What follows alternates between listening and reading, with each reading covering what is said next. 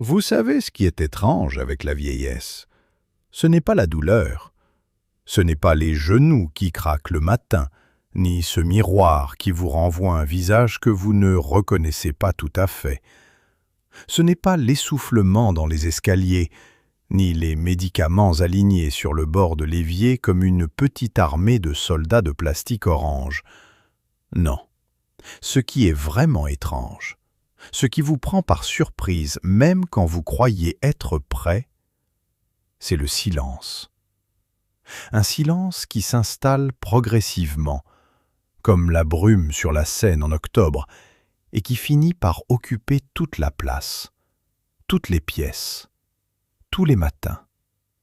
Et dans ce silence-là, les regrets parlent.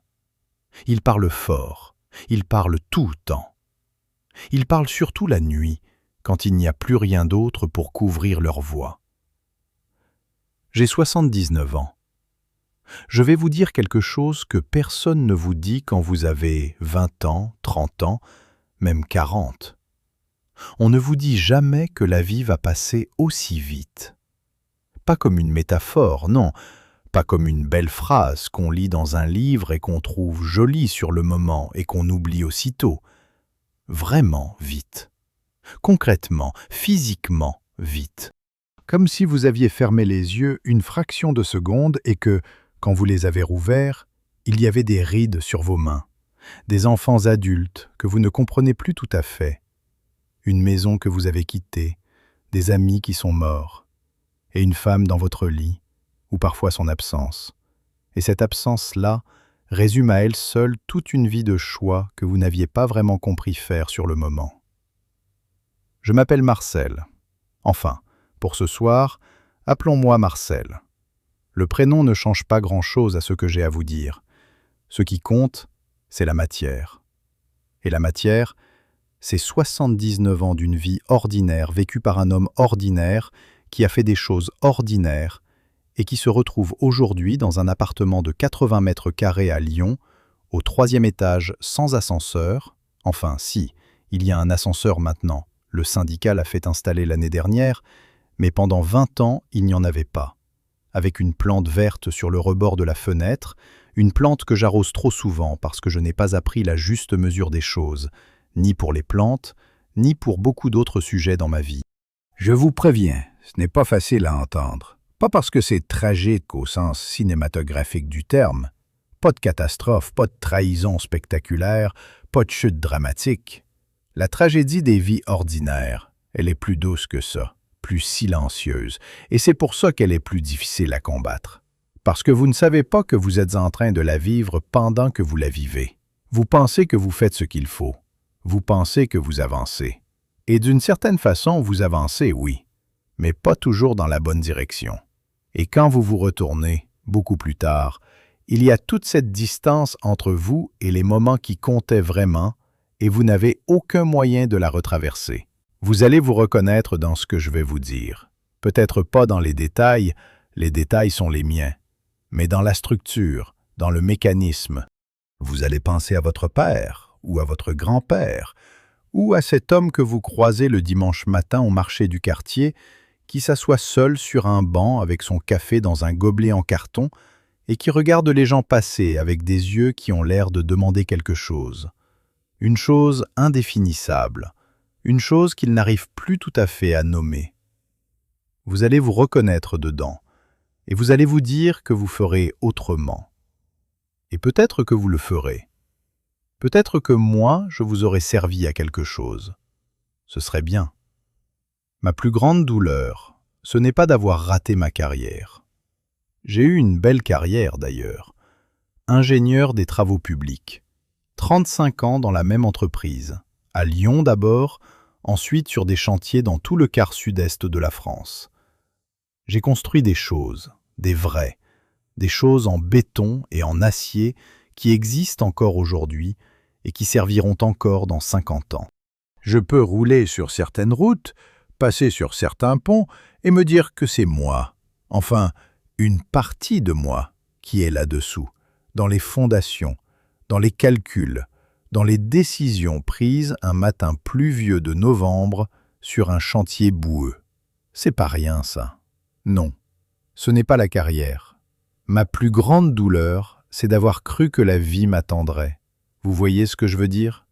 Cette conviction profonde, inscrite quelque part dans la poitrine des hommes comme moi, comme ma génération, comme peut-être toutes les générations, que les vraies choses peuvent toujours attendre, que l'essentiel est patient, que les êtres qu'on aime sont là, solides et permanents comme les fondations que je construisais, et qu'ils seront encore là demain, la semaine prochaine, dans 10 ans, pour recevoir toute l'attention qu'on n'a pas eu le temps de leur donner aujourd'hui. Le dîner en famille, on le fera dimanche prochain. La conversation avec mon fils, celle où je lui aurais dit que j'étais fier de lui, vraiment fier, sans retenue, sans la pudeur stupide des hommes de ma génération, elle pouvait attendre jusqu'à ce week-end, jusqu'aux vacances, jusqu'à ce qu'on soit en voiture et que la conversation vienne naturellement.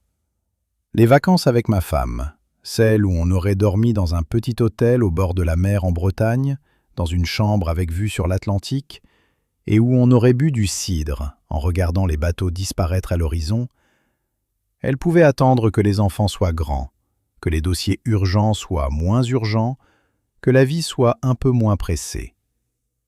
Quand? Ce petit mot de 4 lettres, il a avalé des années entières de ma vie, des décennies entières. Il a avalé des matins où j'aurais pu rester au lit 10 minutes de plus avec Hélène, juste à sentir sa chaleur à côté de moi, son souffle régulier, sans penser à rien, sans avoir nulle part où être.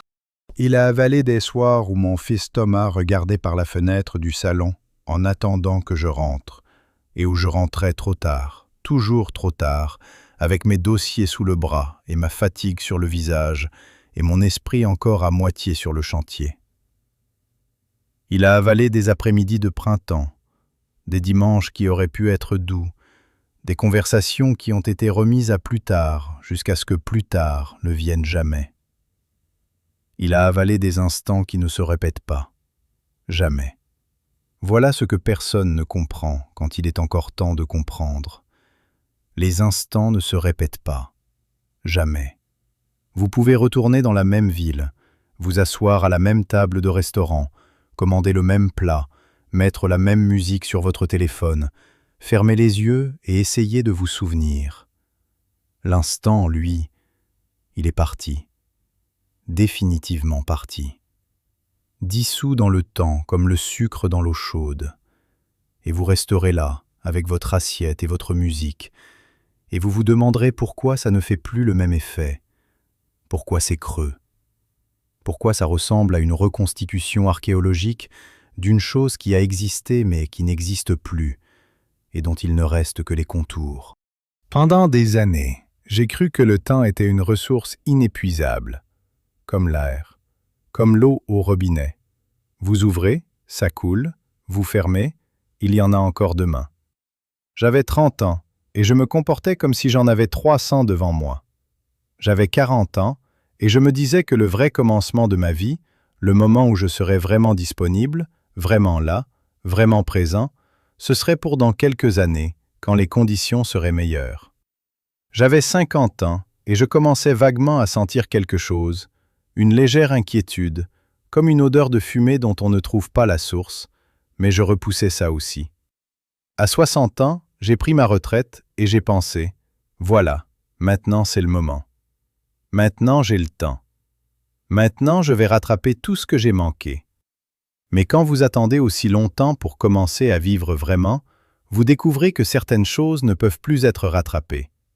Pas parce que c'est trop tard au sens dramatique, mais parce que les personnes ont changé, ou parce qu'elles sont parties. Ou parce que vous avez changé vous-même, et que l'homme de 60 ans qui essaie d'être présent n'est plus le même que l'homme de 30 ans que ses enfants auraient eu besoin de trouver là.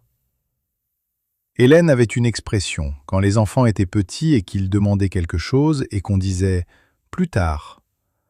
Elle levait les yeux au ciel et elle disait doucement, pas en colère, juste avec cette façon qu'elle avait de pointer les choses sans insister. Plus tard, c'est le cimetière des bonnes intentions.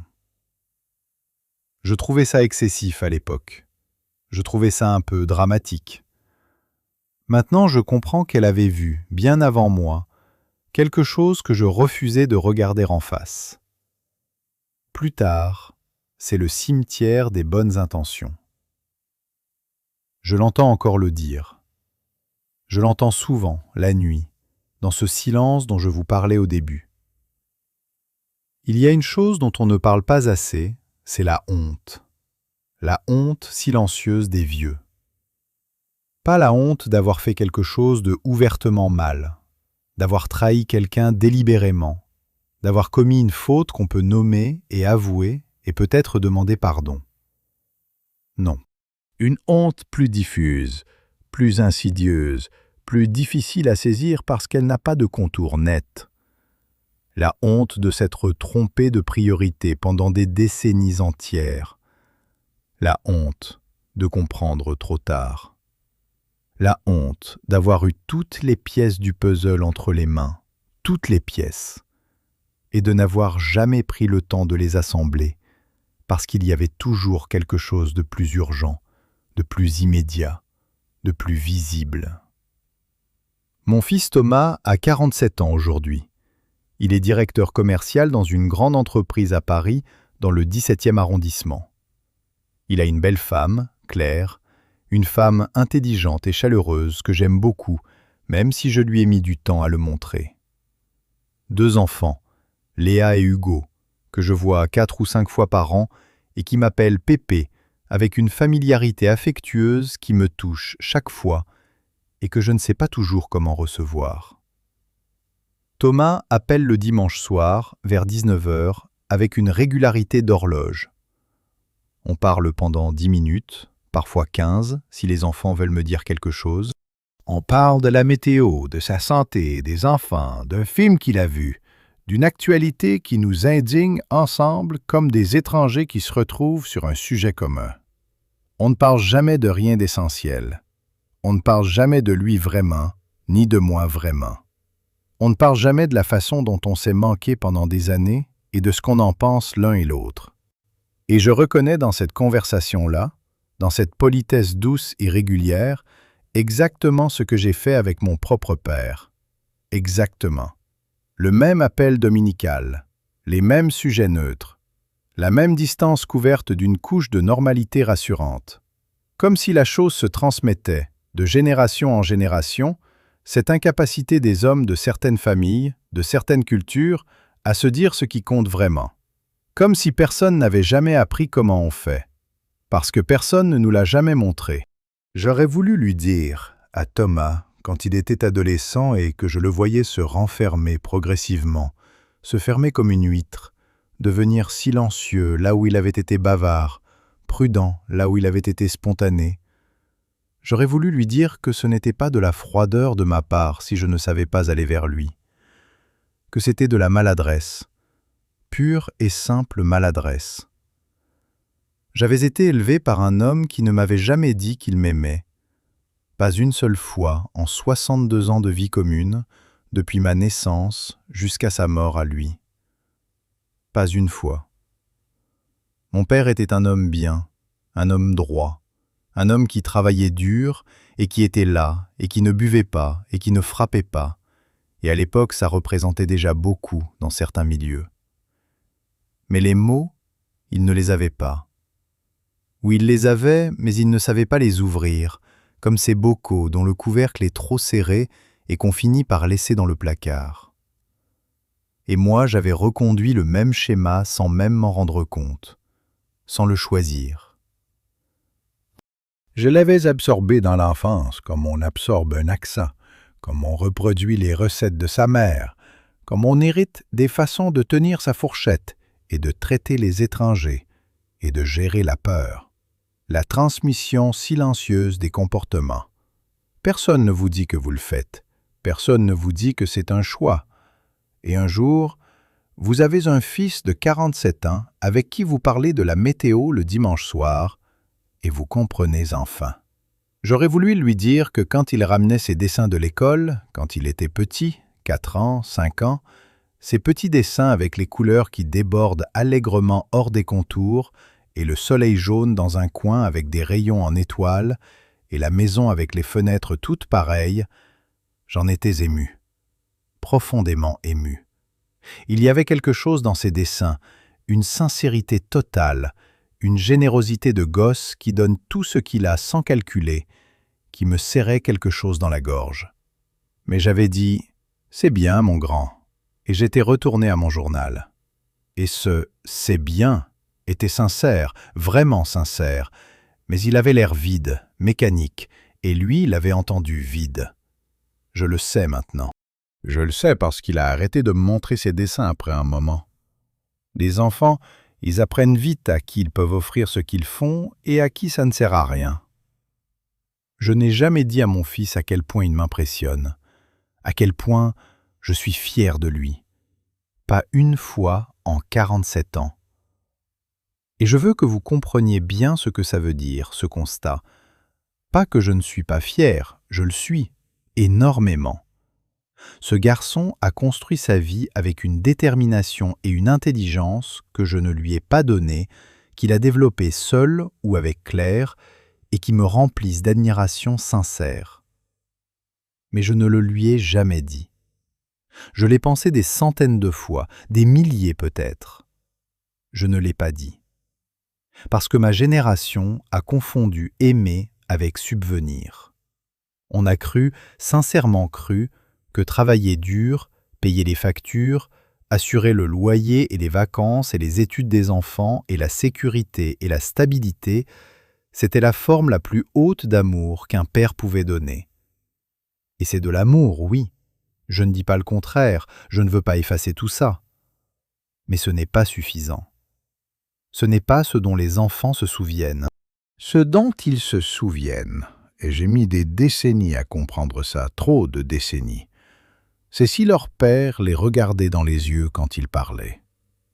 Si leur père s'arrêtait ce qu'il faisait et se retournait vers eux et les écoutait vraiment. C'est ça qu'ils gardent, dans le fond de leur poitrine, jusqu'à la fin de leur vie. Pas le loyer, pas les vacances, le regard. Je me souviens d'une après-midi. Thomas devait avoir 12 ans, 13 peut-être, à ce moment charnière où l'enfant commence à devenir autre chose et où il ne sait pas encore très bien quoi, où il était venu me trouver dans le garage. Je réparais la chaîne du vélo de Céline, les mains dans le cambouis, concentré sur ce truc qui n'avait aucune importance réelle. Et il s'est assis sur le vieux tabouret à côté de moi, le tabouret rouge avec le velours usé, et il a regardé mes mains travailler pendant un moment sans rien dire. Et puis il a dit, avec cette voix d'adolescent qui commence à muer et qui donne à toutes les phrases une couleur d'hésitation, « Papa, tu crois qu'on pourrait aller camper cet été, juste toi et moi ?» Et moi, sans lever les yeux de la chaîne, j'ai répondu, « On verra. » On verra. Ces deux mots-là, on n'est jamais allé camper, juste lui et moi. Jamais.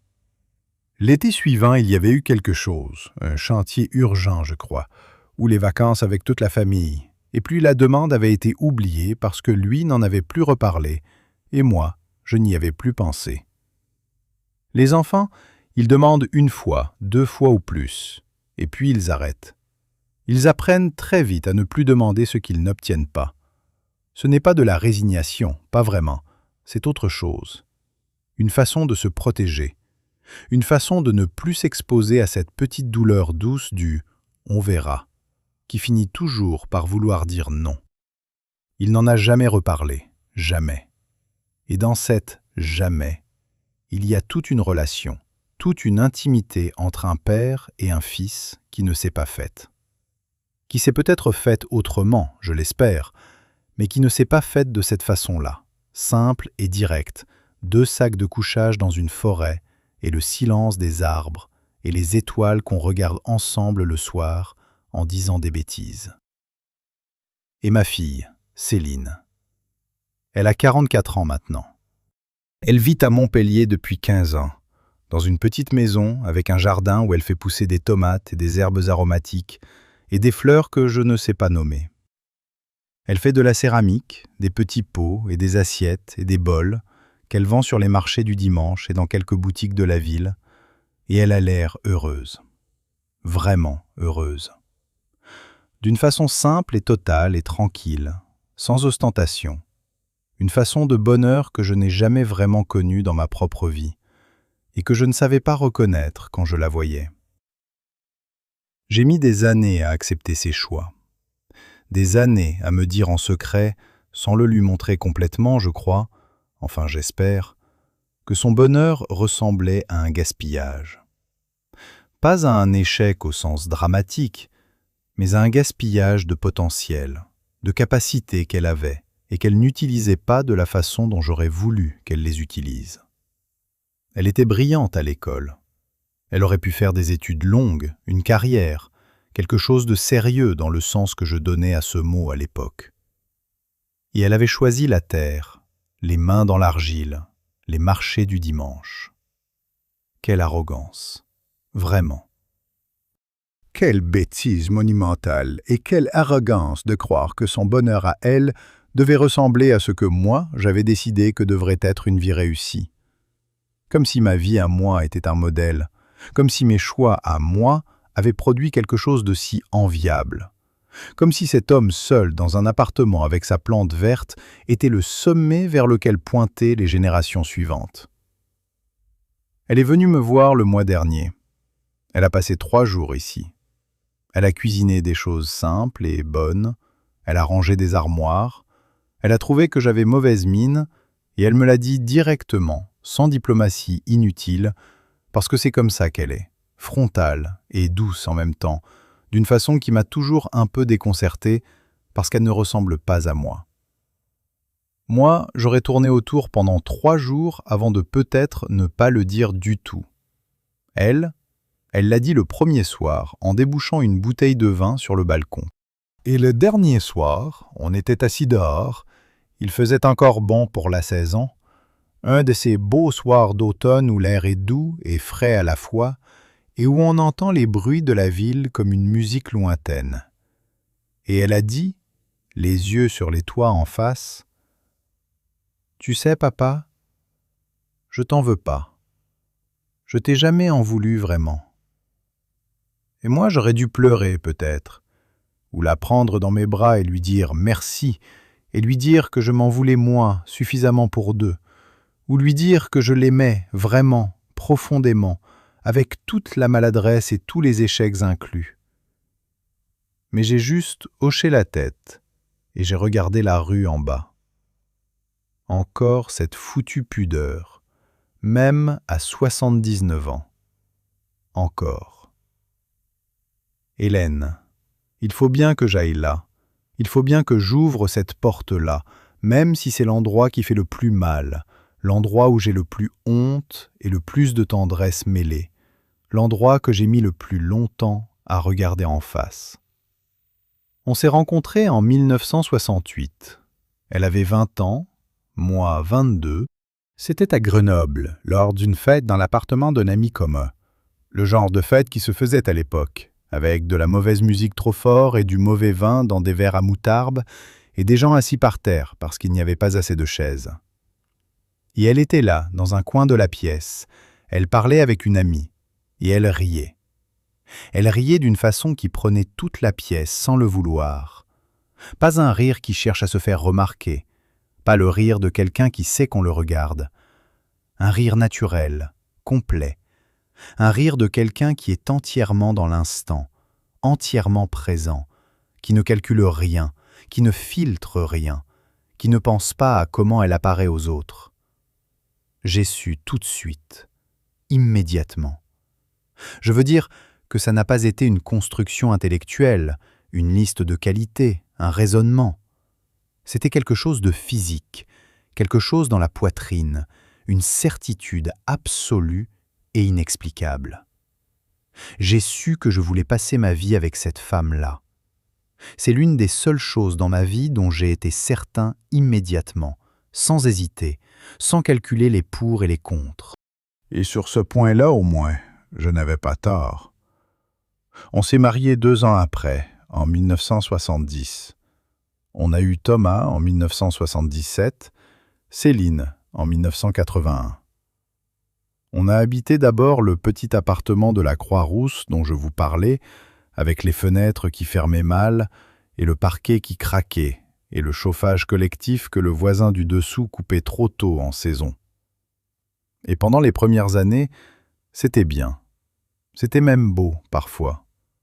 La vraie beauté simple des débuts, quand on est jeune et qu'on a peu et que ça suffit, quand l'amour n'a pas encore besoin de prouver grand-chose à personne. On inventait des jeux pour s'occuper sans argent. On se racontait des histoires le soir. On cuisinait des choses compliquées dans une petite cuisine où il fallait que l'un s'efface pour que l'autre passe. On se tenait chaud. Et puis le travail a pris de la place. Et puis les enfants ont grandi et ont eu leur propre vie et leurs propres besoins et leurs propres emplois du temps qui ne correspondaient plus aux nôtres. Et puis on s'est retrouvés, Hélène et moi, dans notre appartement plus grand, celui du 3e, avec les pièces vides des enfants qui ne revenaient plus qu'en vacances, et on ne savait plus très bien comment se parler de façon prolongée. On avait passé des années à communiquer autour des enfants, à travers les enfants, sur les enfants. Et quand les enfants ont disparu du décor quotidien, on a réalisé qu'on n'avait peut-être pas si bien entretenu le reste. Ce n'est pas qu'on s'était disputé, il n'y avait pas eu de trahison, pas de rupture, pas de drame, juste une distance douce qui s'était installée, imperceptiblement, année après année, comme du calcaire dans une bouilloire. On vivait ensemble, on dormait dans le même lit, on mangeait ensemble le soir, on partait en vacances ensemble, on était ce qu'on aurait pu appeler, de l'extérieur, un couple stable et fonctionnel. Et c'était vrai. Mais la stabilité et la profondeur ne sont pas la même chose. Ce que je regrette le plus avec Hélène, et ça je ne l'ai dit à personne, pas même à Céline, pas même au médecin qui essaie parfois de m'ouvrir, pas même dans le groupe de parole où pourtant j'ai appris à dire des choses que je croyais indicibles, c'est de ne pas avoir cherché à la connaître vraiment. Je veux dire vraiment. Pas Hélène ma femme au sens fonctionnel, la mère de mes enfants, la femme qui gérait la maison avec une efficacité tranquille et qui organisait les repas de famille et qui se souvenait des anniversaires de tout le monde et qui trouvait toujours le bon mot dans les moments difficiles. Hélène, la personne. Ses peurs profondes, ses désirs inavoués, ce qu'elle pensait du monde, de la vie, de la mort, de nous, ce qu'elle aurait voulu faire de sa vie si les circonstances avaient été différentes, si elle avait grandi dans une autre époque, dans un autre contexte. Elle avait des rêves, Hélène, des vrais. Elle voulait être photographe. Je le savais vaguement, dans le sens où je savais qu'elle avait eu cet intérêt à un moment, que ses parents n'avaient pas encouragé parce qu'on ne vivait pas de la photographie, que la vie avait recouvert d'autres choses. Mais je n'avais jamais pris le temps de lui demander comment ça, ce rêve-là. Ce qui lui avait coûté d'y renoncer. Si elle avait vraiment renoncé, ou si elle le portait encore quelque part, enfoui sous les années, comme une lumière qu'on garde pour soi parce qu'on ne sait pas à qui l'offrir. Je ne lui avais jamais demandé, jamais posé vraiment la question. Pas par manque d'intérêt, mais par une sorte de distraction chronique, par cette certitude que j'avais d'avoir le temps, que cette conversation-là, cette conversation profonde où on se dirait les vraies choses, on la ferait plus tard, quand on serait moins occupé, quand on serait moins fatigué, quand on aurait une longue soirée devant nous sans rien d'autre à faire. Plus tard. Encore ce mot. Après sa mort, il y a 7 ans, en rangeant ses affaires, et ce fut les semaines les plus étranges de ma vie, ce dépouillement progressif d'une existence, cette transformation des objets d'une personne vivante en objets d'une personne morte. J'ai trouvé une boîte en carton dans le fond de l'armoire de sa chambre, derrière ses pulls, rangés dans des sacs plastiques contre les mites. Une boîte de chaussures reconvertie, fermée avec un élastique. Dedans, il y avait des photos. Des centaines de photos, tirées sur papier, certaines dans des petites enveloppes de laboratoire, d'autres juste en vrac, glissées les unes sur les autres avec soin, mais sans classement apparent. Des photos qu'elle avait prises tout au long de sa vie, depuis les années 70 jusqu'à presque la fin. Elle avait continué à photographier, en secret ou du moins sans jamais en parler, pendant 40 ans. Des portraits de gens dans la rue, des vieux assis sur des bancs, des femmes qui attendent le bus, des enfants qui courent après un pigeon, des détails d'architecture, une poignée de portes, une façade écaillée, une fenêtre avec des géraniums et des rideaux en dentelle. Des lumières de fin de journée sur les toits de Lyon, cette lumière dorée et légèrement mélancolique qui arrive en fin d'après-midi en automne et qui donne aux choses un air d'adieu. Des marchés, des cafés, des quais de Saône, des forêts, des plages. Ces photos étaient belles, d'une beauté tranquille et profonde, d'une sensibilité, d'un regard sur le monde, d'une façon d'être attentive aux choses ordinaires qui auraient pu exposer dans une galerie et qui auraient mérité d'y être. J'ai tenu la première entre mes mains pendant longtemps, puis la deuxième, puis j'ai posé la boîte sur le lit et je me suis assis par terre, le dos contre l'armoire, et j'ai pleuré. Pas comme on pleure quand quelqu'un meurt, ce chagrin immédiat et violent, comme on pleure quand on comprend quelque chose d'irréparable, avec une douleur plus douce et plus durable. Parce que cette femme extraordinaire avait vécu à côté de moi pendant 46 ans, dans les mêmes pièces, dans le même lit, à la même table, et je n'avais pas su voir tout ce qu'elle était, tout ce qu'elle portait, tout ce qu'elle faisait, seule, avec ce regard sur le monde qu'elle n'avait partagé avec personne, ou du moins, pas avec moi.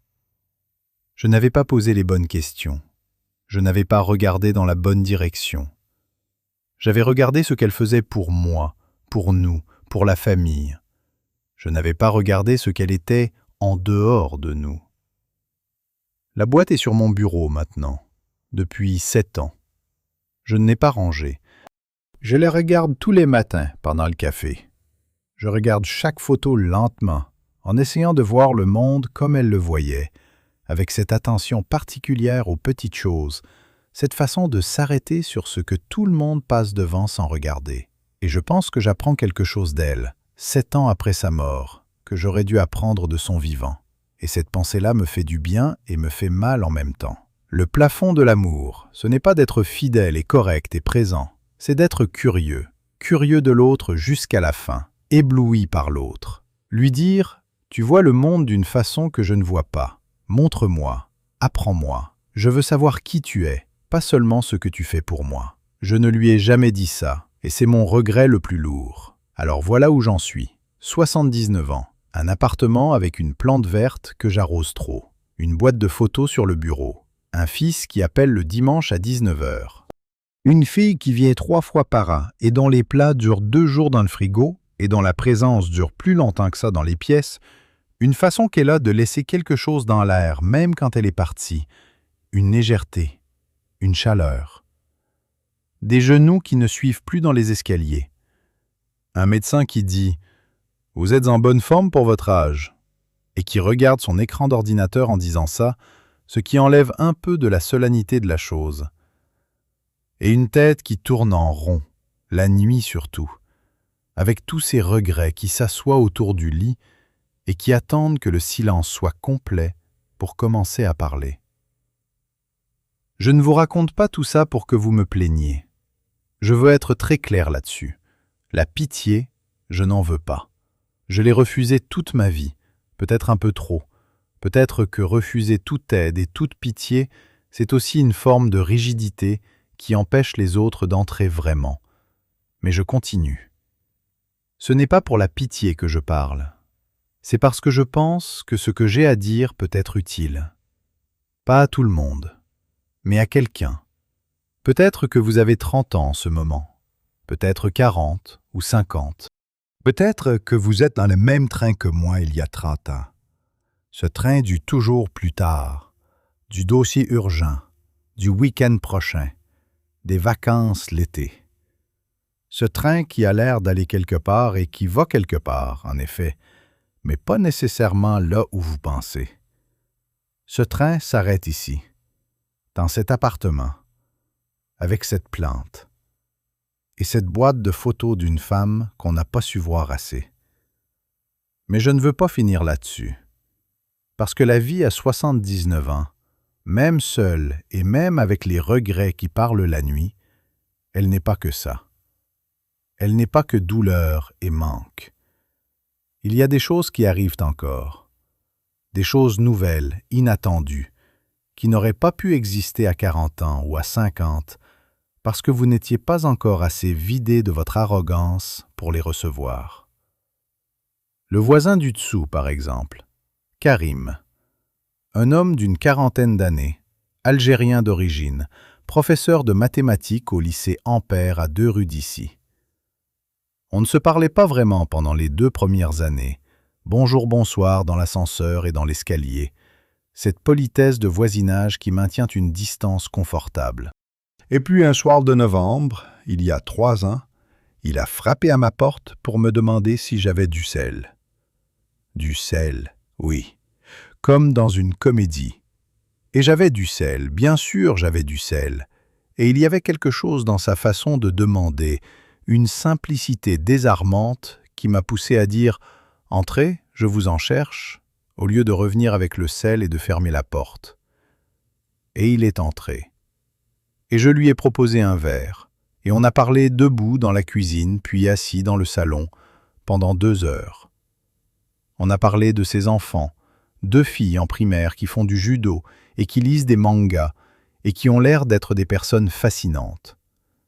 On a parlé de son métier, des adolescents d'aujourd'hui, de la façon dont ils ont un rapport au monde tellement différent du nôtre, et que c'est peut-être moins un problème que quelque chose à comprendre.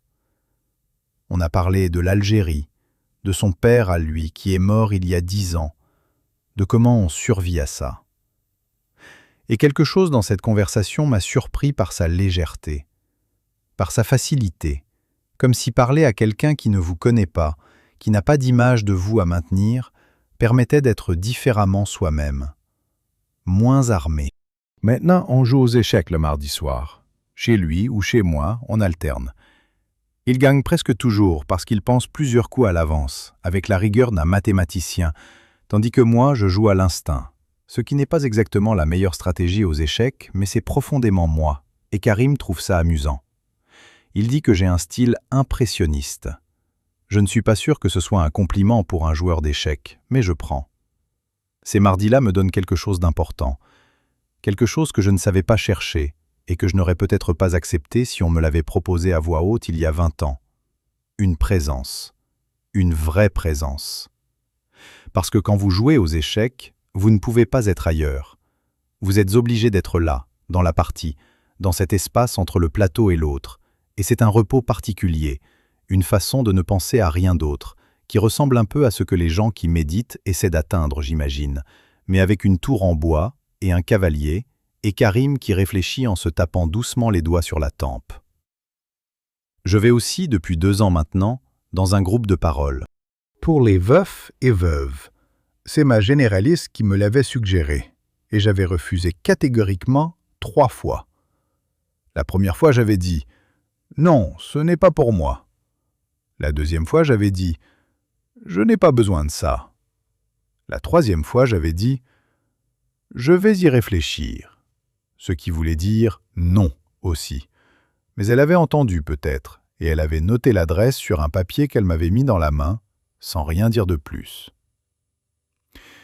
J'y suis allé un jeudi après-midi de février, sous la pluie, dans une salle paroissiale à 5 minutes à pied d'ici, avec l'intention ferme de ne jamais revenir. Il y avait 8 personnes autour d'une table avec du café et des gâteaux secs. Tous plus ou moins de mon âge, tous avec leur poids, tous avec leur façon particulière de tenir ce poids, certains les épaules rentrées, d'autres avec une vivacité de surface qui ne cachait pas grand-chose. Et il y avait un homme, un ancien charpentier de Villeurbanne, 72 ans, André, qui parlait de sa femme. Il parlait d'elle avec des mots simples, des mots de tous les jours, sans chercher à être éloquent, sans littérature. Il disait qu'il ne savait plus quoi faire le samedi matin parce que c'était elle qui décidait de la façon dont se passait le samedi matin depuis 40 ans. Il disait qu'il avait acheté les mêmes biscuits qu'elle achetait et qu'il ne les mangeait pas. Il les laissait dans le placard parce que les voir lui faisait du bien d'une façon qu'il n'arrivait pas tout à fait à expliquer. Et en l'écoutant, j'ai compris que ce n'était pas de la faiblesse de parler de ça. C'était du courage. Un courage plus difficile que tout ce que j'avais cru courageux dans ma vie. Je suis revenu le jeudi suivant. Moi qui avais passé ma vie entière à croire que les émotions étaient des choses qu'on gère en privé, qu'un homme qui montre sa vulnérabilité perd quelque chose d'essentiel, une forme de crédibilité, une forme de stature. Quelle idée! Quelle idée terrible et nocive que cette conviction-là, qu'on nous a transmise comme une fierté alors que c'était une prison. L'imperméabilité émotionnelle comme signe de force. Alors qu'en réalité, l'homme le plus courageux que j'ai rencontré dans ma vie, c'est André, 72 ans, qui parle de biscuits et de samedi matin avec les yeux brillants dans une salle paroissiale sous la pluie. Je pense souvent, maintenant, à ce que j'aurais aimé entendre à 20 ans. Pas des conseils d'investissement, pas des stratégies de carrière, pas des tuyaux pour réussir socialement. Juste quelqu'un qui m'aurait pris par l'épaule et dit « Sois là, vraiment là ». Pas physiquement, là dans la même pièce, en pensant à autre chose. Vraiment là. Quand tu es avec quelqu'un, sois avec cette personne et avec personne d'autre. Pose ce que tu tiens dans les mains, arrête de projeter ton esprit dans le lendemain ou de l'attarder dans le hier, et regarde la personne en face de toi. Écoute ce qu'elle dit, pas pour répondre, pas pour formuler votre réponse pendant qu'elle parle encore, mais pour comprendre, pour recevoir. C'est ça, la présence. C'est aussi simple à décrire et aussi difficile à pratiquer. Et aussi, et ça c'est peut-être la chose la plus importante que je puisse vous laisser, dites ce que vous ressentez. Maintenant, pas demain. Pas quand l'occasion se présentera mieux. Maintenant, avec les mots imparfaits que vous avez, dans la circonstance imparfaite où vous êtes. Les mots qu'on garde, ils ne disparaissent pas. Ils se transforment. Ils deviennent des regrets. Et les regrets, croyez-moi, ils ont de la mémoire et de l'endurance. Ils vous accompagnent jusqu'au bout. Dites à vos enfants que vous êtes fiers d'eux. Dites-le souvent. Dites-le avec des mots directs, pas avec des gestes indirects, pas en payant leurs études ou en leur achetant des choses, parce que les gestes sont invisibles et que les mots restent. Ne supposez pas qu'ils savent. Ils ne savent pas, ou pas de la façon dont ça compte de l'entendre. Il y a une différence entre supposer que votre père est fier de vous et l'entendre dire votre prénom et dire « Je suis fier de toi » dans la même phrase. Cette différence-là, elle est immense. Elle peut changer quelque chose dans quelqu'un pour le reste de sa vie. Demandez à la personne que vous aimez ce qu'elle rêve vraiment. Pas ses projets, pas ses plans pratiques pour les 6 prochains mois. Ses rêves. Ceux qu'elle n'ose peut-être pas dire à voix haute parce qu'ils lui semblent trop grands, ou trop petits, ou trop hors du possible. Et quand elle vous répondra, écoutez vraiment. Ne préparez pas votre réaction, ne cherchez pas à résoudre, ne dites pas si c'est raisonnable ou pas. Écoutez. Gardez ce qu'elle vous donne. Portez-le avec vous. Et allez camper avec votre fils quand il vous le demande. N'attendez pas. N'inventez pas de raison de reporter. Allez-y ce week-end, ou le prochain au pire, mais allez-y. Parce qu'il ne vous le demandera qu'un nombre limité de fois. Et parce que ces nuits sous les étoiles, ces heures dans la forêt où on n'a rien à faire d'autre qu'être là, ensemble, elles ne se rachètent pas après. Elles ne se simulent pas. Elles ne se reconstruisent pas de toutes pièces quand on a 79 ans et les genoux qui lâchent. Je ne sais pas combien de temps il me reste. Personne ne le sait.